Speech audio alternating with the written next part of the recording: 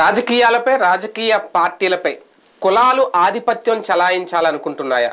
కులాలకు ప్రాధాన్యత ఇవ్వడం పార్టీలు మొదలుపెట్టిన నిర్ణయం అంటే ఒక రకంగా సామాజిక న్యాయం పేరుతో జగన్మోహన్ రెడ్డి గారు తీసుకున్న నిర్ణయం ఏదైతే ఉందో అది ఇప్పుడు మిగిలిన కులాలు కూడా తమ ప్రాధాన్యత ఏంటి, తమకు కావాల్సిన గుర్తింపు, తమకు కావాల్సిన గౌరవం ఇవి కోరుకుంటున్నాయి. కాపు సామాజిక వర్గం కానీ జనసేన విషయంలో హరిరామ జోగి గారు రాసిన లేఖ కానీ ఒకప్పుడు గతంలో మొన్న కూడా 2018 ఎన్నికల టైంలో కానీ మొన్న 2023 ఎన్నికల టైంలో కానీ తెలంగాణలో కేసీఆర్ ఆ ప్రాధాన్యత ఇవ్వకే మొన్న ఓటమి పాలయ్యారు అనేది ఎంతో కొంత ప్రాధాన్యత అయితే కాంగ్రెస్ పార్టీ ఇచ్చింది అనేది. ఇప్పుడు ఆంధ్రప్రదేశ్లో కూడా ఆ సీన్ రిపీట్ అవ్వబోతోందా? కులాల ప్రాధాన్యత అనేది ఇప్పుడు ఎన్నికల గెలుపుకు ఒక కీలకం కాబోతుందా?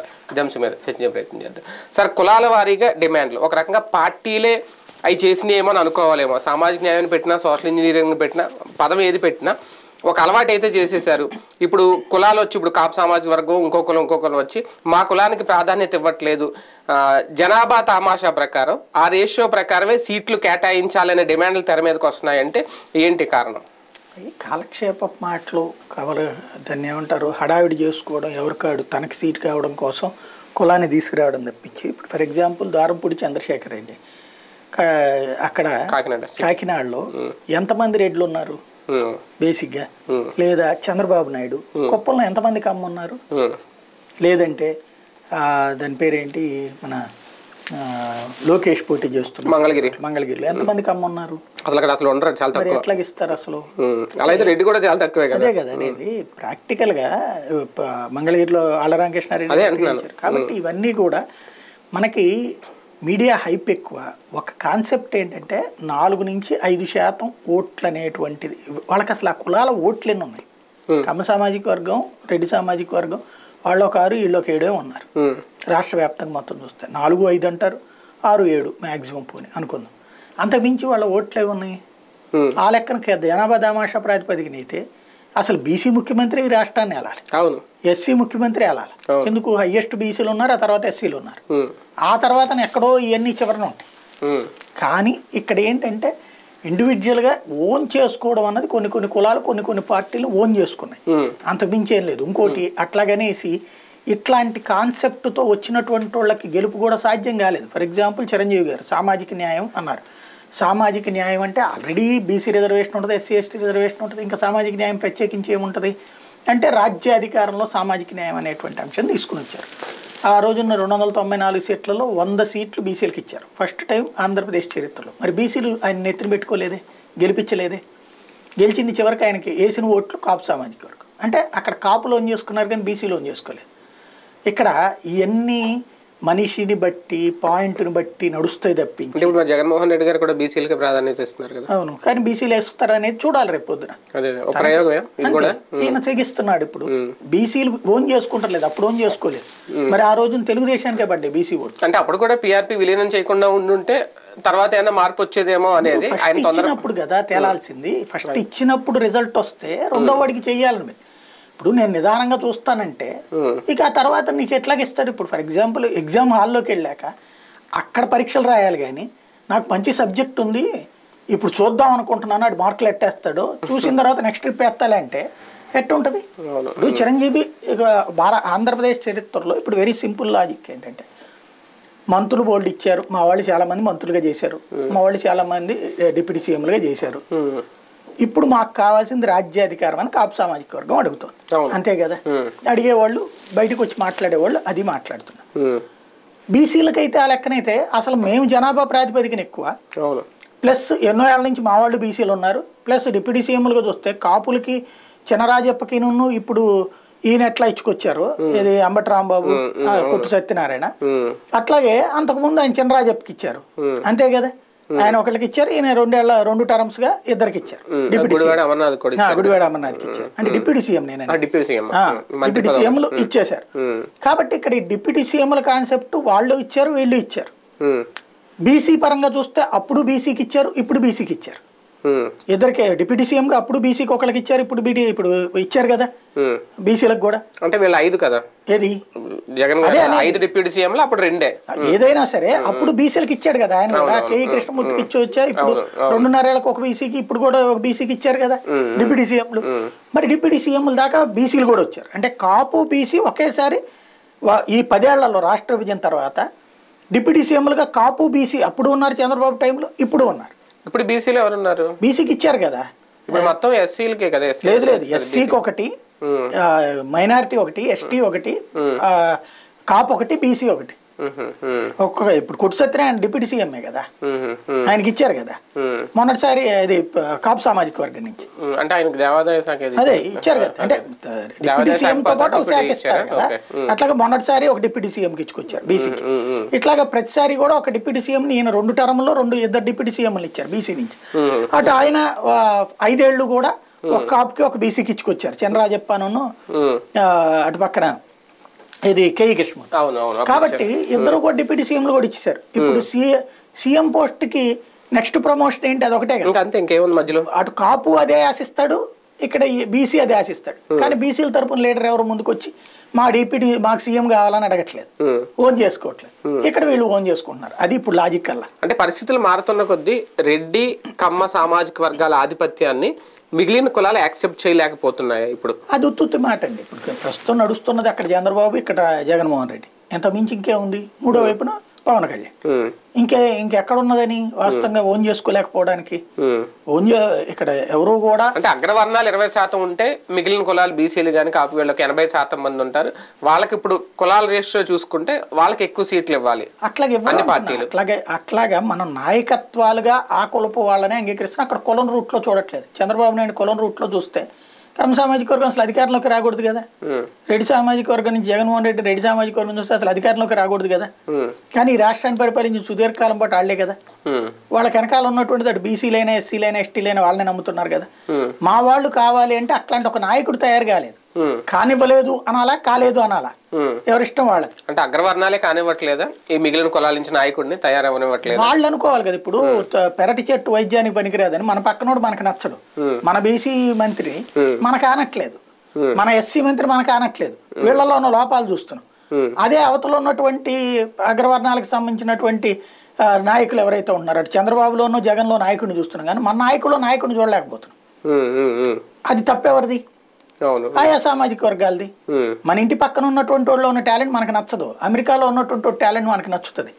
ఆ దురద మనలో ఉన్నంతసేపు కూడా ఇట్లాగా నడిపించేటువంటి వాళ్ళే ఉంటారు. 2 పొగడతలు పొగిడితే పడిపోయేటటువంటి, అది సహజం. బీఆర్ఎస్ విషయంలో కేసీఆర్ ఆ పని చేసే దెబ్బతిన్నారా మొన్న అనేది కూడా ఒకటి. ఏం పని? కులాల వారీగా సీట్లు కేటాయించకుండా ఆ విషయాన్ని పక్కన పెట్టి ఆయనకు నచ్చిన వాళ్ళకి సీట్లు ఇచ్చుకొని ఆయన ఓటమి పాలయ్యారు. కాంగ్రెస్ పార్టీ మరి ఏమన్నా కులాల వారికి ఇచ్చింది అంటే ఆయనతో పోల్చుకుంటే కొంత ఎక్కువే ఇచ్చింది. అట్లా లెక్క కాదు కదా, కుల సమీకరణాల ప్రకారం ఏమి ఇవ్వలేదుగా. అవును, ఆ లెక్క అయితే ఇవ్వలేదు. ఇప్పుడు ఆ లెక్కను కూడా చంద్రబాబు నాయుడుతో పోల్చుకుంటే జగన్మోహన్ రెడ్డి ఇస్తాడు, జగన్మోహన్ రెడ్డితో పోల్చుకుంటే చంద్రబాబు నాయుడు ఇస్తాడు అనుకుంటే వీళ్ళిద్దరు మధ్యనే కదా నడిచేది.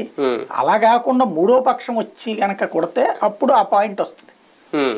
కేసీఆర్ దైనా ఏదైనా సరే. ఇప్పుడు లెక్క 2014లో 18లో ఎట్ట గెలిచాడు ఆయన? బేసిక్ గా అయితే కులాల వారీగానే ఇచ్చుకొచ్చాడు అనాలా, లేకపోతే ఇవ్వలేదు అనాలా? ఈ ట్రిప్ ఓడిపోయింది కూడా కేసీఆర్ మీద కోపంతో కాంగ్రెస్ కేసీఆర్, కానీ కుల సమీకరణాలతో అక్కడేమీ లేదు. ఇంకోటి మనతో పోల్చుకుంటే 100కి 70% అక్కడ దరిద్రం లేదు, కుల దరిద్రం. అక్కడ 100కి 70% లేదు. ఒక 30% కూడా ఆంధ్ర నుంచి అక్కడికి వెళ్ళి సెటిల్ అయిన వాళ్ళు తీసుకెళ్లి దరిద్రమే. కమ్మారెడ్డి తప్పించి అక్కడ వెలమల కేసీఆర్ వచ్చాక వెలమల పంచాయతీ బిగినాయి. అక్కడ ఇలాంటి కులపెచ్చ లేదు అక్కడ. మన దగ్గర కులపెచ్చ ఎక్కువ.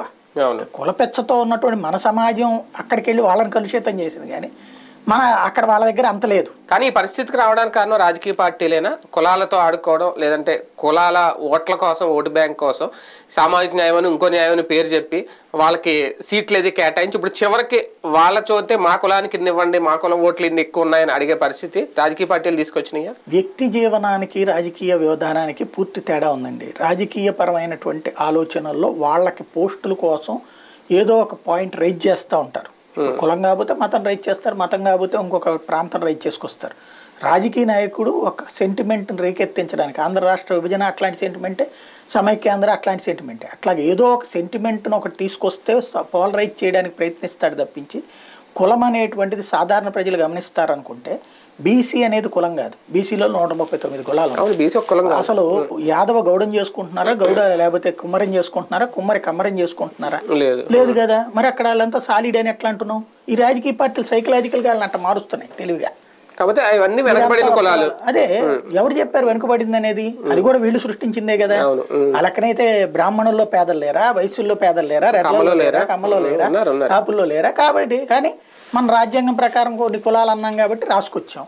ఇది ఒక ఆస్పెక్ట్. మెయిన్ పాయింట్ ఏంటి అక్కడ ఎప్పుడు బీసీ అంతా ఒక్కటి అనే ఫీలింగ్ వస్తుంది అంటే వాళ్ళల్లో ఒక్కరు ఇంకొక కులానికి పెళ్లి చేసుకుంటున్నప్పుడు. ఎప్పుడైనా సరే సామాజిక అనుబంధం ఎప్పుడు అవుతుంది? ఇప్పుడు కమ్మనే చేసుకుంటున్నారు, రెడ్డినే చేసుకుంటున్నారు. వీళ్ళు ఈ మధ్యన అక్కడో ఇక్కడో ఒకటి వేరే కులపాడు. ఇప్పుడు ఫర్ ఎగ్జాంపుల్ అతని పేరేంటి, అల్లు అర్జున్ స్నేహారెడ్డిని చేసుకున్నప్పుడు అట్లాంటివి జరిగినప్పుడు గొప్పగా చెప్పుకున్నాం.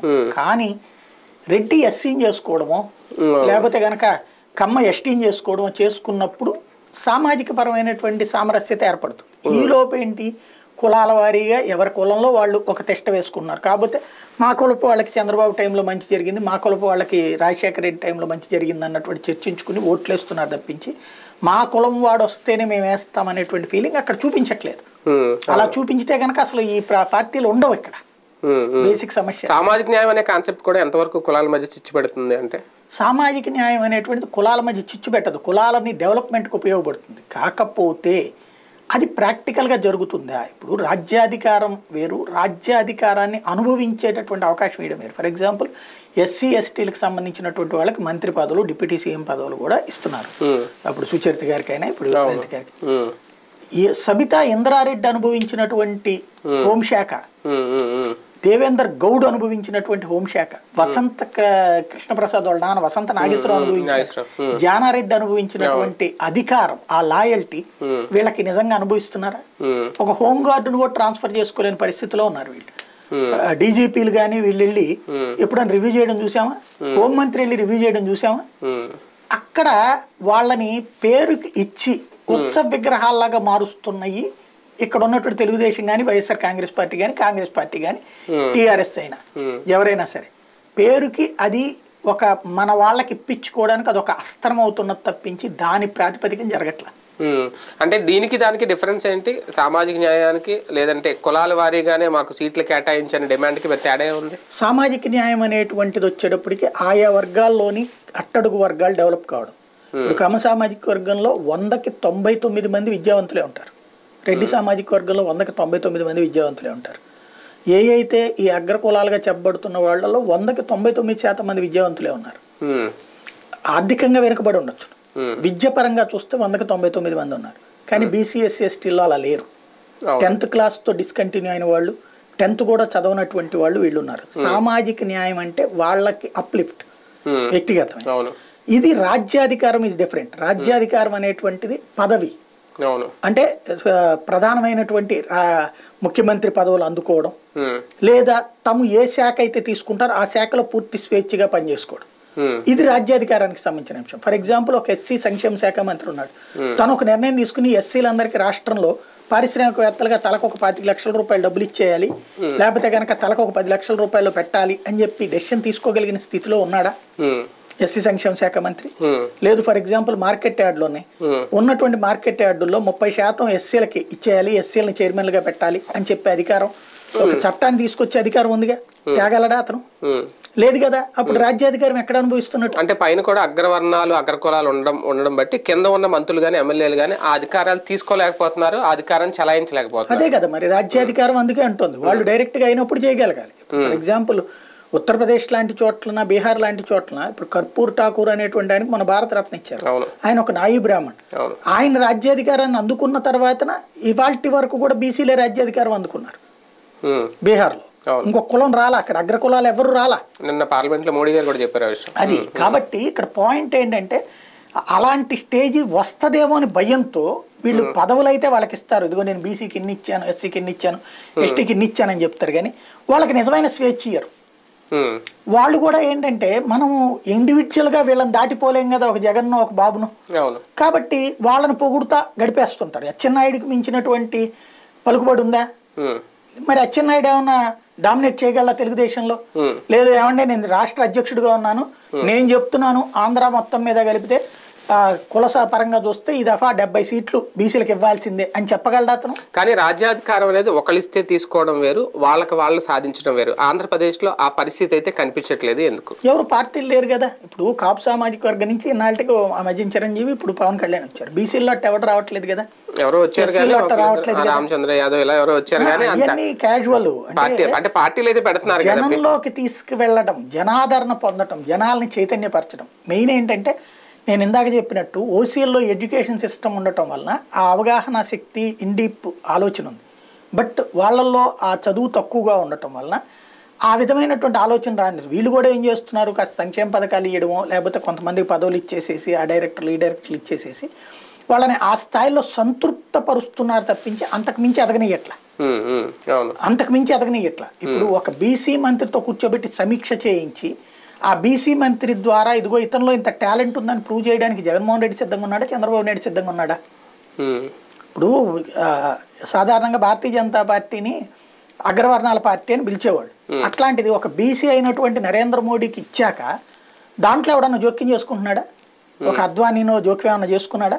లేకపోతే ఒక బ్రాహ్మణుడు ఎవరైనా జోక్యం చేసుకున్నారా? లేదే. పూర్తిగా ఒక బీసీ ఈ దేశాన్ని పరిపాలిస్తున్నాడు. పాలన చేత కాదనడానికి ఎట్లుంటుంది? ఒక బీసీ అద్భుతమైన, ఇప్పుడు ఇదివరకు వీళ్ళు ఏమనేవాళ్ళు అంటే బీసీ సామాజిక వర్గానికి సంబంధించినటువంటి పరిపాలనలు చేశారు, అక్కడ ఉత్తరప్రదేశ్ కానీ బీహార్ కానీ అట్లాంటి అరాచకంగా ఉందంటే ఇక్కడ ఓ రకంగా తొక్కివేసేవాళ్ళు, వీళ్ళని అవమానకరంగా తొక్కేసేవాళ్ళు. అట్లా అయిపోతుంది, రాష్ట్రాలు గందరగోళం అయిపోతాయి. బట్ వాళ్ళు ఈ దేశాన్నే పరిపాలిస్తున్నాడు బీసీనే. ఎలా చేయగలిగాడు దేశవ్యాప్తంగా సామాజిక న్యాయం అనేటువంటిది? కాబట్టి లీడర్ అట్లాగ ప్రమోట్ కానియకుండా అట్లా తెలివైనటువంటి వాడిని ప్రమోట్, దేవేంద్ర గౌడ్కి మంచి అవకాశం ఉండుండేది, మంచి టాలెంటెడ్ అతను, కానీ మిస్ చేసుకున్నాం. తలసాని శ్రీనివాస్ యాదవ్ మంచి టాలెంటెడ్, కానీ వాళ్ళకి తప్పలేదు. వాళ్ళు చివరికి ఏంటి చంద్రబాబు కనుసన్నల్లోనూ లేకపోతే అంటే వాళ్ళు కొంత స్వేచ్ఛను అనుభవించారు, కానీ నా రాష్ట్రం మొత్తం లీడ్ చేయగలిగినటువంటి స్టేజ్ లేకపోయింది. రెండోది ఈ కుల సమీకరణాల కారణంగా మనం ఒక బీసీని ముఖ్యమంత్రిగా చూడాలని కోరుకోకపోవడం మిగతా వర్గాలు, అదొక సమస్య కూడా అయింది. రైట్, చూద్దాం ఆంధ్రప్రదేశ్లో ఈ పరిస్థితుల్లో మార్పులు వస్తాయి. నిజంగా కులాల వారీగా సీట్లు కేటాయించడం అంటే 80% బీసీలకే కేటాయించాలి. ఇప్పుడు కులాలు ఆ డిమాండ్లను అయితే తెర మీదకి తీసుకొస్తున్నాయి. ఈ సామాజిక న్యాయంలో భాగం అనుకోవాలా, వాళ్ళు కూడా రాజ్యాధికారం కోరుకుంటున్నారు. చూద్దాం ఏం జరుగుతుంది.